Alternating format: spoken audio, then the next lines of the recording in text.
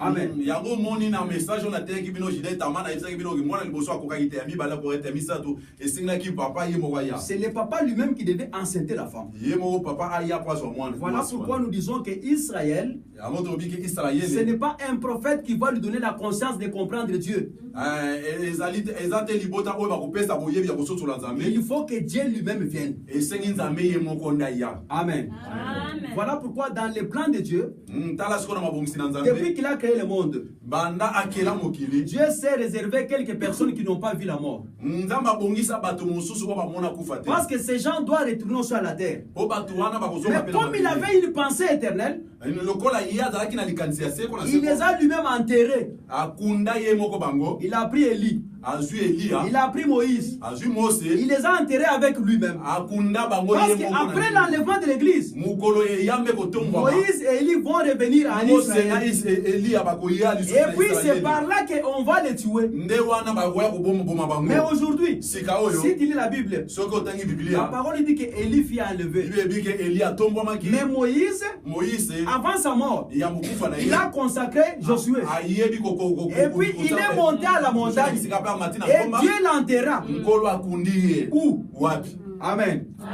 Il y a un prophète dans le Nouveau Testament qui dit que non, lorsque le prophète Moïse est décédé, il y a eu maintenant un combat. Parce que les anges voulaient faire l'enterrement de Moïse. Gabriel est venu en train de pleurer, Mossa, tu es parti. Michael sont venus, ils pleuraient, Mossa. Mais la Bible dit ceci. Lorsque cet enterrement voulait se faire, les diables aussi s'est camouflé. Il a commencé à insulter les anges. Des imbéciles. Abandonnez-les. Il voulait les faire fâcher les anges. Mais le prophète Jude, je crois que c'est Jude, Jude dit ceci. Mais l'ange de Dieu n'a pas ouvert une bouche pour les insulter. Il dit qu'Elohim lui-même te réprime. Nous enterrons notre Moïse ici. Pas sur la terre. Mais ici. Ici. C'est où? Voilà pourquoi il doit revenir. Amen. Ésaïe 43, 25. Ésaïe 43, 25. Ésaïe chapitre 43, verset 25.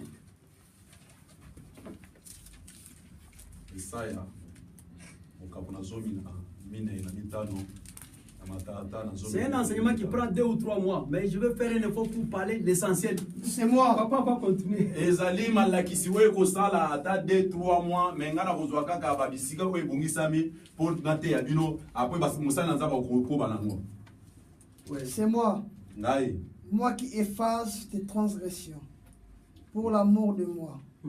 Et je me souviendrai plus de tes péchés. Amen. Amen. Amen. Amen. Ici, le Seigneur donne une prophétie à Israël. Je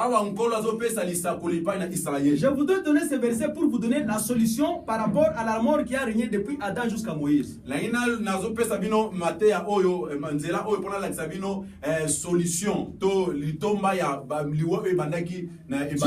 Dieu dit ceci.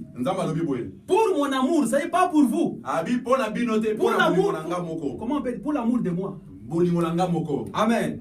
Je vais effacer tes péchés pour mon amour moi-même. Et je ne vais plus jamais me souvenir de tes péchés. Amen. C'est que Dieu lui-même devait descendre par son amour pour effacer nos péchés. C'est une promesse que Dieu avait, parce que Dieu avait compris que non, aucun prophète ne pouvait amener le salut ou la loi, ou la vie ou effacer les péchés du peuple.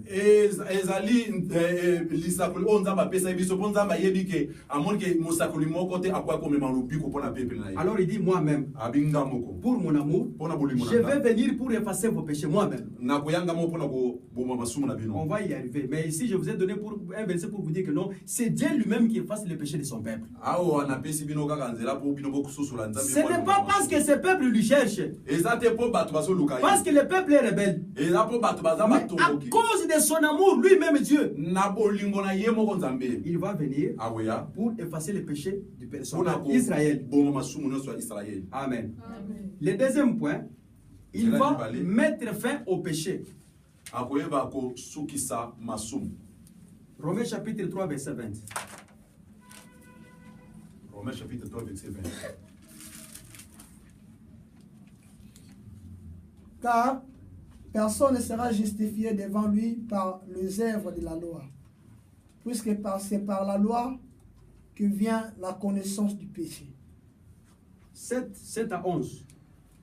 Romains chapitre 6. Là, vous allez lire à la maison.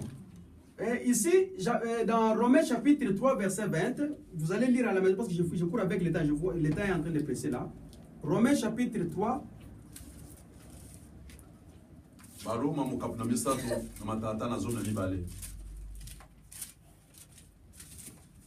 Dans Romains 3, verset 20.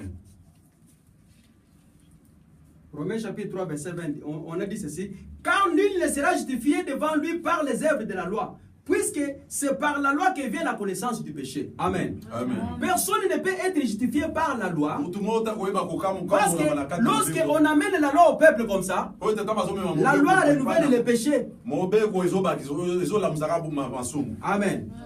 Mais permettez-moi, je vais aller plus vite. On lit ce deuxième verset là, c'est très important. Romains chapitre 7, verset 7 à 11.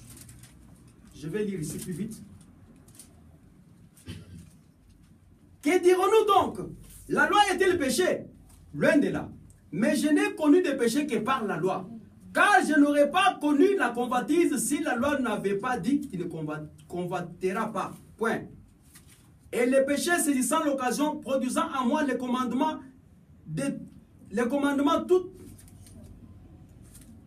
saisissant l'occasion, produisit en moi par les commandements toutes sortes de convoitises. Car sans la loi, le péché est mort. Pour moi, étant autrefois sans loi, je vivais.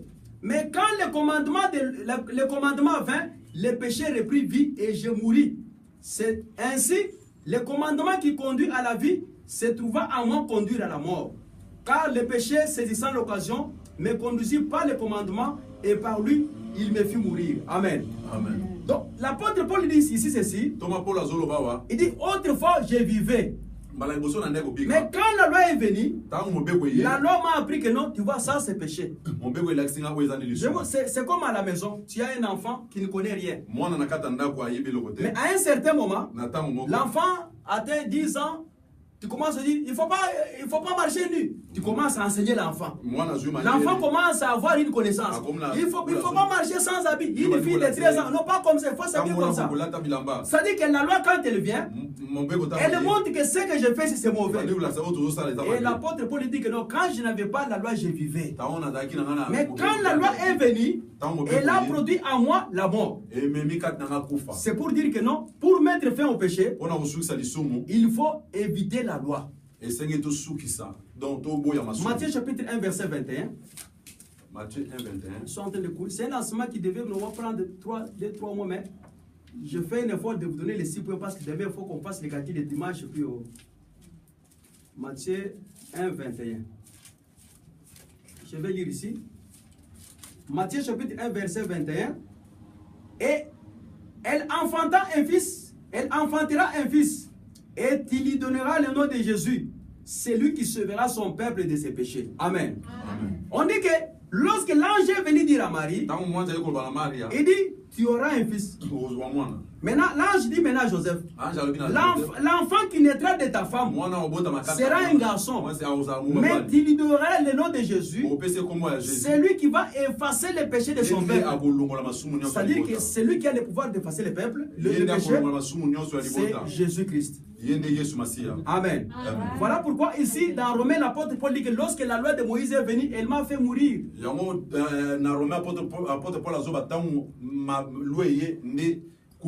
Mais ici, l'ange dit que non, c'est lui qui a le pouvoir d'effacer les péchés du peuple, c'est Jésus. Vous allez aussi lire Romains chapitre 8, verset 3. Romains chapitre 8, Romains 8. Je saute plus vite, expier l'iniquité. Hébreux chapitre 10, verset 1 à 3. Pour effacer Troisième point. Troisième point, Hébreux chapitre 10, verset 1 à 3. Je vais lire ici, Hébreux 10, 1 à 3. Hébreux 10, 1 à 3. Expier l'iniquité. En effet, la loi qui possède une ombre de bien à venir et non l'exacte représentation des choses ne peut jamais, par le même sacrifice qu'on offre perpétuellement chaque année, amener les assistants à la perfection. Autrement, n'aurait-on pas cessé de les offrir Parce que ceux qui rendent ces cultes, étant une fois purifiés, n'auraient plus eu conscience de leurs péchés. Mais le souvenir des péchés est renouvelé chaque année par ces sacrifices. Amen. C'est-à-dire que pour expier l'iniquité, normalement, il fallait enlever la loi. Parce que quand on dit expier, c'est-à-dire enlever, c'est-à-dire qu'il faut aussi enlever la chose qui amène l'iniquité. C'est pourquoi ici on nous dit que non, la loi n'est pas la précision et ce n'est pas l'exactitude des choses. C'était une ombre, comme l'ombre de la personne. Amen. Amen. Mais on dit que toutefois, quand les enfants d'Israël viennent offrir un sacrifice, le souvenir des péchés est renouvelé chaque année.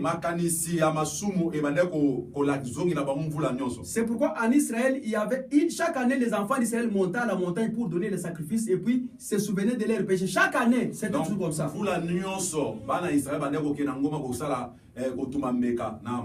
Colossiens chapitre 2, verset 14. Quelqu'un peut nous dire là-bas.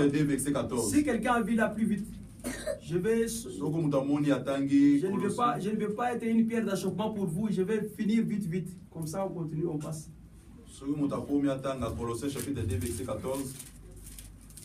Je vais lire ici. Colossiens 2, 14. Il a effacé l'acte dont les ordonnances nous condamnaient et qu'ils utilisaient contre nous. Et il les a détruits en les clouant à la croix. Amen. L'acte qui nous condamnait, c'était la loi, le prophète et les psaumes. Alors Jésus est venu, il a pris cet acte-là. C'est-à-dire il a pris la loi du prophète Moïsa.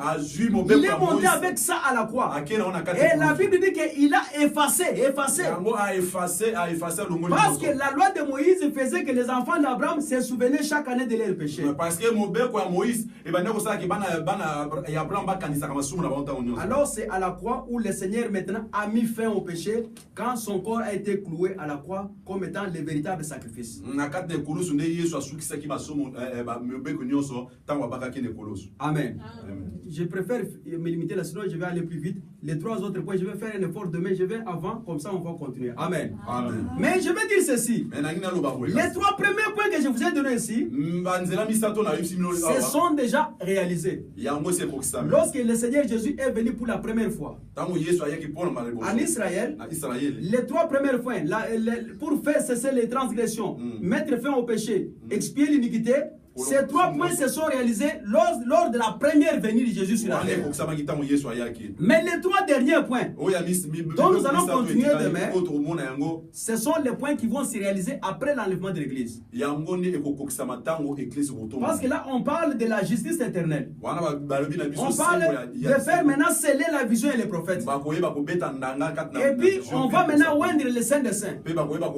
Ces trois derniers points vont se réaliser lorsque Jésus va s'asseoir comme étant le roi pendant les milléniums. Amen. Mais aujourd'hui, vous devez comprendre que non, le Seigneur qui nous aime par son amour a fait en sorte que les trois premiers points se réalisent lorsqu'il est venu en tant qu'un homme comme toi et moi, mourir à la croix de Golgotha, et les péchés des enfants d'Abraham se sont effacés.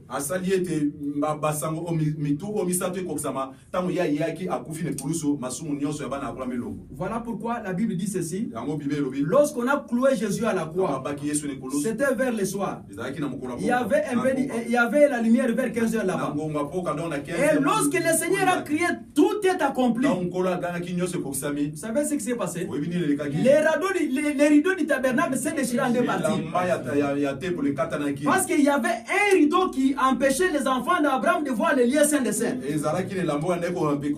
Alors, il a fallu maintenant que la voix du Saint des Saints, qui a le pouvoir d'expier l'iniquité, quand il va crier tout est accompli, l'ange de la colère vient effacer maintenant l'acte. Et c'est comme ça, les rideaux s'est déchiré en deux morceaux. Et quelqu'un qui était à l'extérieur, dans les lieux saints, pouvait voir l'arche de l'alliance. Voilà pourquoi nous, l'église aujourd'hui, comme les enfants de Dieu, nous disons que ces prophéties ne nous concernent pas. Mais Quand nous voyons les sacrifices de Jésus à la croix pour ce peuple,